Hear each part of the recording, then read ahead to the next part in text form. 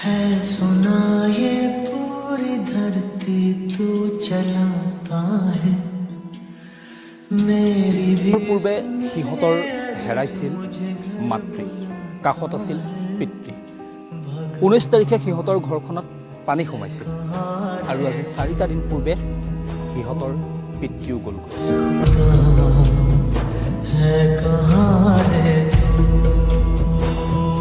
পিতৃ শাৰীৰিকভাৱে অসুস্থ আছিল আৰু পানীৰ মাজতে পিতৃক হাস্পতাললৈ লৈ যোৱা হৈছিল, কিন্তু হাস্পতালতেই পিতৃক মৃত বুলি ঘোষণা কৰে।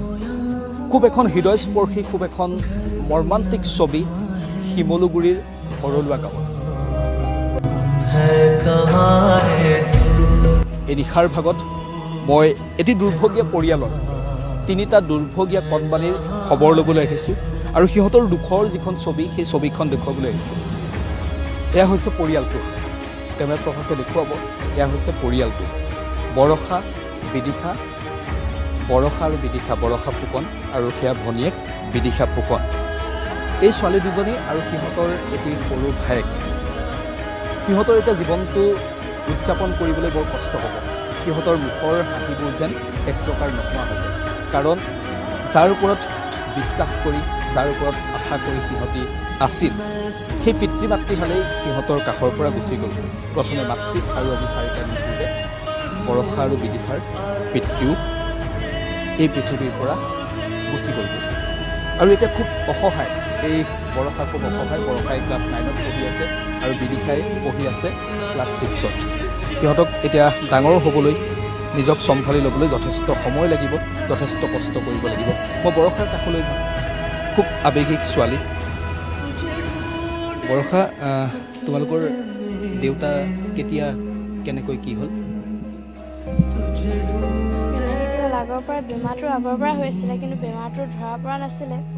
যেতিয়া বানপানী হৈছিলে, বানপানীৰ দিনাই আমি বেছিকৈ বেমাৰ হোৱা দেখি আমি জয়সাগৰ হস্পিটেললৈ লৈ গ'লোঁ। তাৰ হস্পিটেললৈ নিয়াৰ পিছত ডাক্তৰে ক'লে যে, যেতিয়া বেমাৰটো ধৰা পৰিল, ডাক্তৰে ক'লে যে বেছিদিন নাথাকিব, একেবাৰে বেয়া অৱস্থালৈ গৈছে বোলে। তাৰপিছত ক'লে যে ঘৰৰ মানুহ যদি আছে কোনোবা সোনকালে মাতি দিবলৈ। তাৰপৰা মই ফোন কৰি ঘৰৰ মানুহ মাতিলোঁ। ঘৰৰ মানুহ হস্পিটেল গৈ নাপালেগৈ, তেতিয়াই দেউতা ঢুকাল।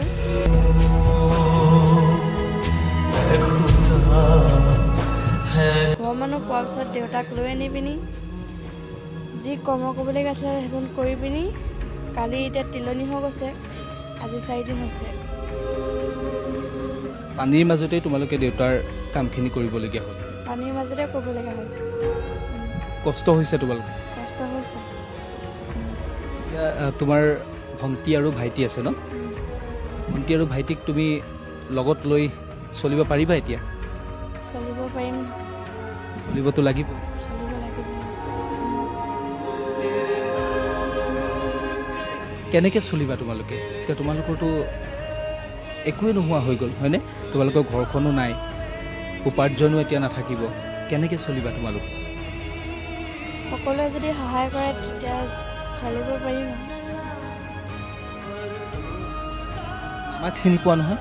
চিনি পোৱা নে? মামাক কিবা ক'বা নেকি? কি ক'ম, বিশেষ একো নকওঁ। যদি পাৰে আমাক সহায় কৰক। আপোনালোকে সহায় কৰিলে মানে তেতিয়া ময়ো কষ্টই হ'লেও ডাঙৰ দীঘল কৰিব পাৰিম সিহঁতক। ডাঙৰ দীঘলটো কৰিবই লাগিব, হয়নে? নিজৰ ভাইটি ভণ্টিক তুমি এৰি দিব পাৰিবা জানো? নোৱাৰা নহয়। এতিয়া তোমাক সহায় কৰিব, মই তোমাক সহায় কৰিব। তাই কান্দিছে আৰু কন্দাটো স্বাভাৱিক, কাৰণ এই পৰিৱেশটো মই উপলব্ধি কৰিছোঁ। সিহঁতৰ কেনেকুৱা এটা জীৱন এতিয়া মই উপলব্ধি কৰিছোঁ আৰু তাই কন্দাটো স্বাভাৱিক। তাই চকুত চকাপ দি। এতিয়া তোমালোকে এইকেইদিন কাৰ ঘৰত আছা? এতিয়া আমি বৰমাহঁতৰ ঘৰতে আছোঁ। বৰমাহঁতৰ ঘৰতো অৱস্থা ভাল নহয়, বানপানীয়ে চব ভাঙি নিঙি শেষ কৰিলে। এনেকৈ আমি কষ্টৰ মাজতে আছোঁ। বৰমাহঁতৰ ঘৰখন নাই? এতিয়া তোমালোকে বৰমাহঁতৰ লগতে থাকিব লাগিব?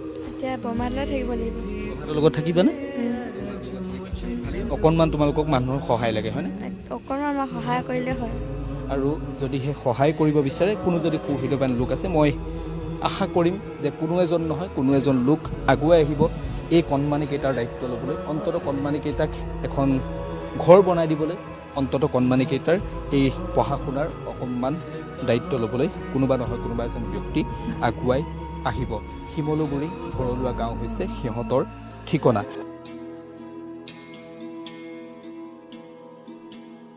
है सुना ये पूरी धरती तू चलाता है।